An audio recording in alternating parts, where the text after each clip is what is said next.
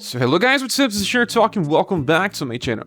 In today's video we'll be discussing some of the recent freestyles that we received in the game that we can farm, get them maxed. Not many people know if they are good or not. I skipped some, but now I want to give a review on them, a very fast review if possible. And starting with Flynn, we are using now our SaGa website to make the comparisons. As you can see, he's only dependable on his S style to get more speed, but you can just keep using the SS to get dexterity. His most important status. Well, now we can give a look on all the multipliers, and this is where Flynn falls off a little. Although 71% dexterity is not that bad, we can compare him to some other freestyles like Robin.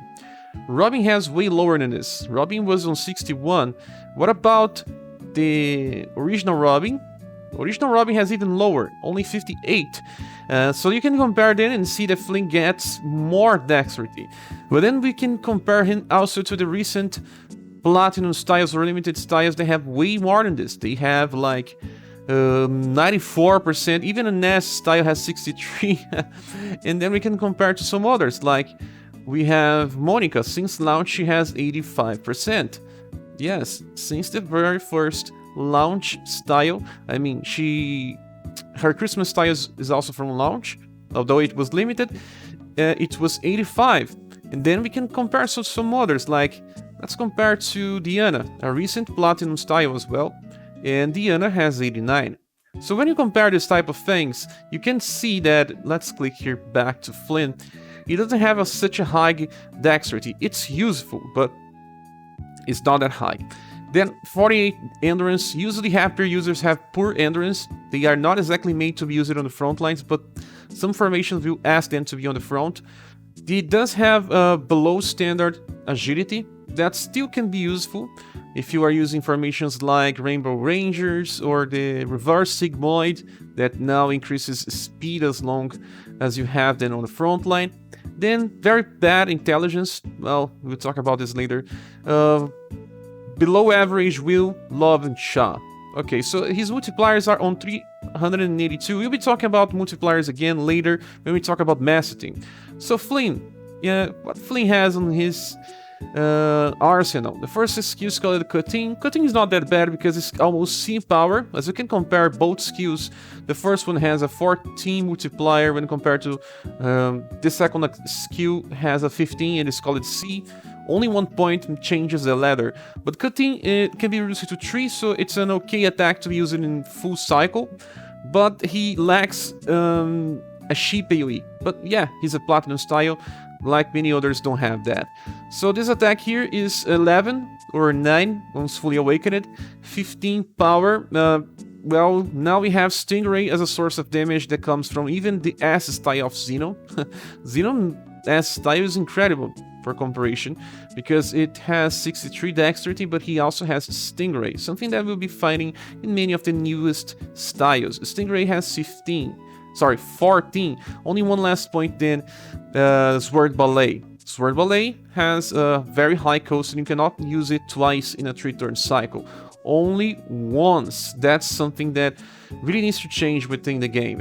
So AoE with Flynn is almost impossible, but at least he can go with single target damage. But then he has some problems with cycling. Comparing to the other freestyles, he loses a lot because Cutting Cross is most of the attacks on the start of the game had 12 BP, but then they got reduced to 11. Why? Because then you can just awaken them to 8.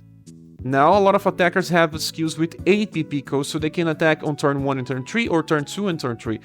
With Cutting Cross, I don't know the translated name, he cannot attack this twice in a 3-turn cycle. And the power is 45, it's on the start of the double S power. So what does he have? He has slash damage alongside the Pierce. So it's an interesting combination, but besides having this, there's nothing else that we can say about Flynn.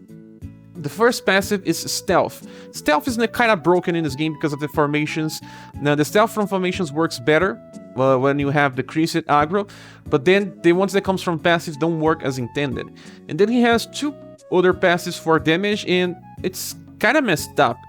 Fired up 3 instead of 4, of course, is 3, but 10% increase in damage at all times, and then 15 only when he's on full HP. So 25 max and 10% at all times.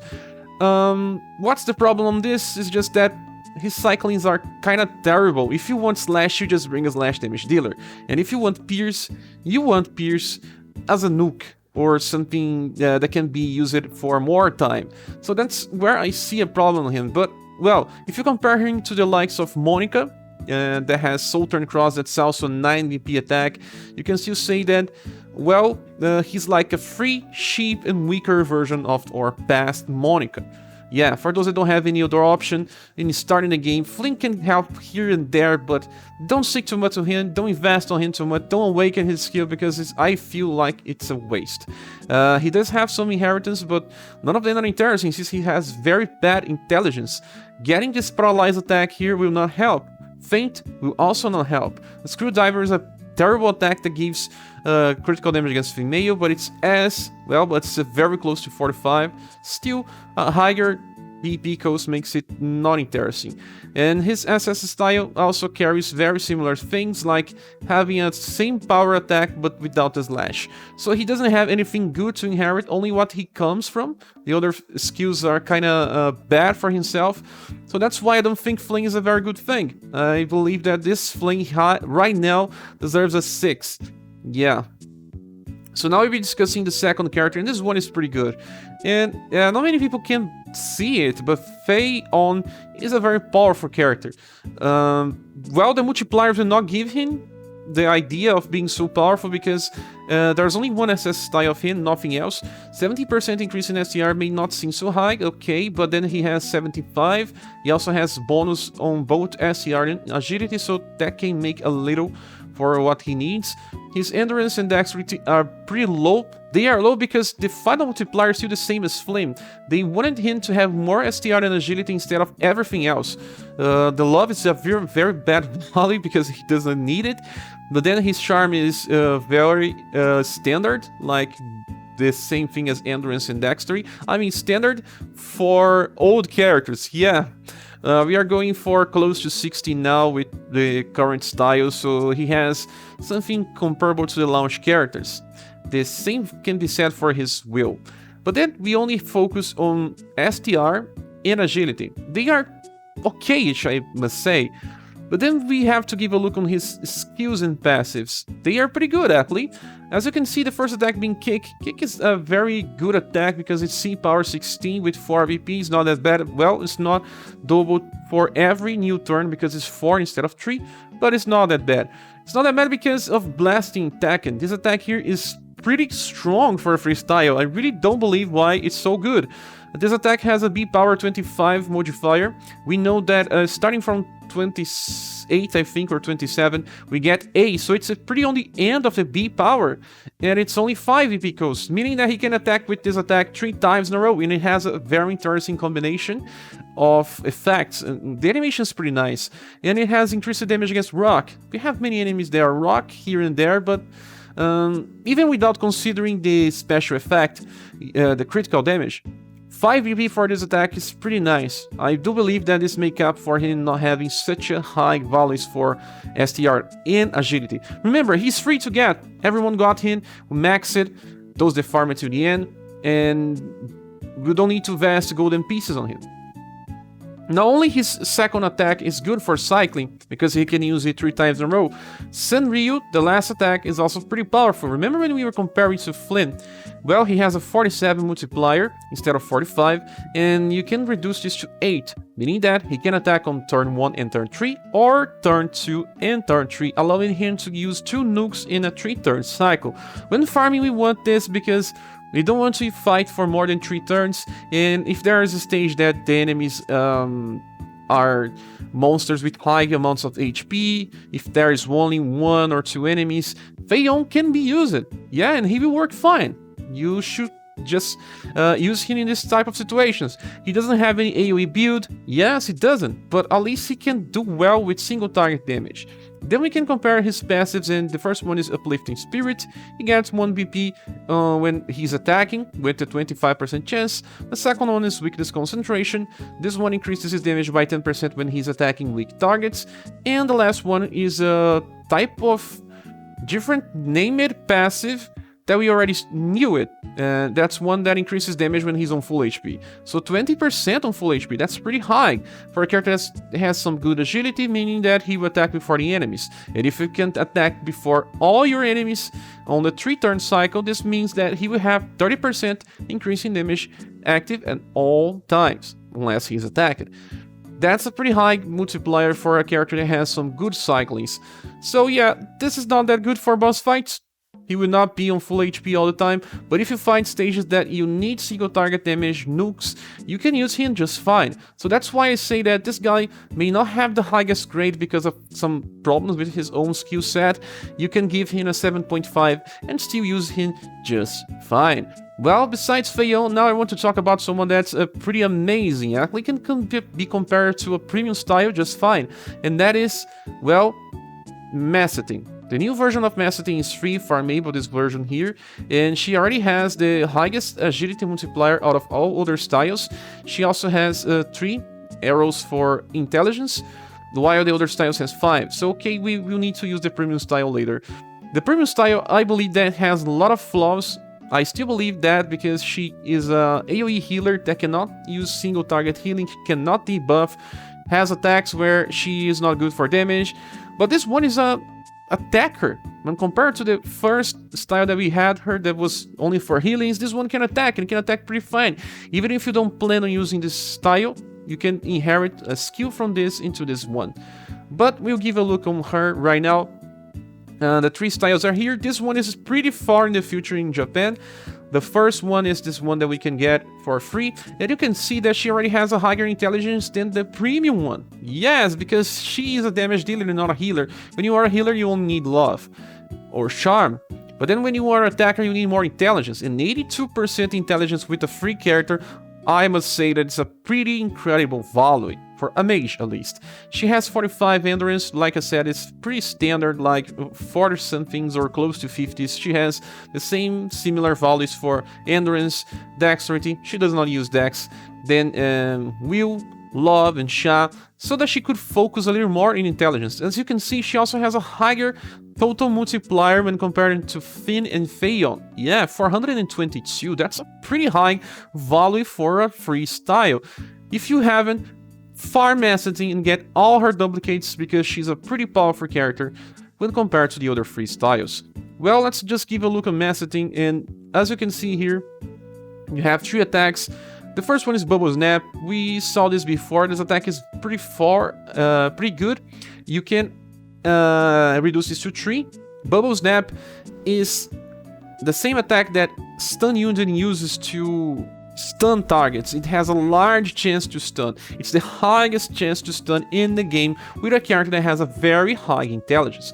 So those that have Stun Unit will prefer to use Stun Unit still because she's, well, more powerful, has higher multipliers. But what if you have a situation where the enemy has some resistance against stun, and you may fail with Stun Unit and you can bring someone else, so you can use the 2 together to guarantee a stun? Well, yeah, they both work well together. If you fail to get a Stun Unit, she can also be used in her place just fine. The 2 together on only one of them works. Very nice skill, and only for this you can already give a reason for this character to exist. But now she also has a Water Jet. This attack has a fast property, so she will always go first. 5 VP. Let's compare this again to Fei-On. Very powerful attack on the end of the B multiplier, 24. And 5 VP, it's stronger than... Let's compare something here. Why I think that she's so good. Award Monica was a style that had a fast attack with lower damage as well. Let's click on her here, and it was only C damage and a pretty bad multiplier in my opinion. Linear Cross has C19 modifier. See, I guess it has lower power because of being 2 elements, but sometimes I just want power and not more elements.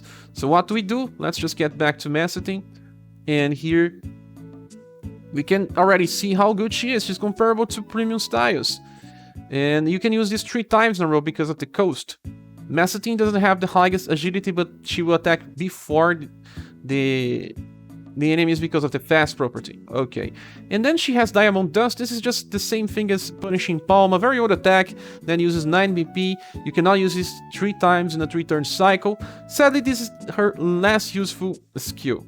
If you want her for a single target, she will be very good in stages where we need to attack only 1 or 2 enemies, or for boss fights where you need stun, and she can inherit something from her other styles if you want damage. Like, if you have the other Mesarthim, you can inherit the attack called Maelstrom.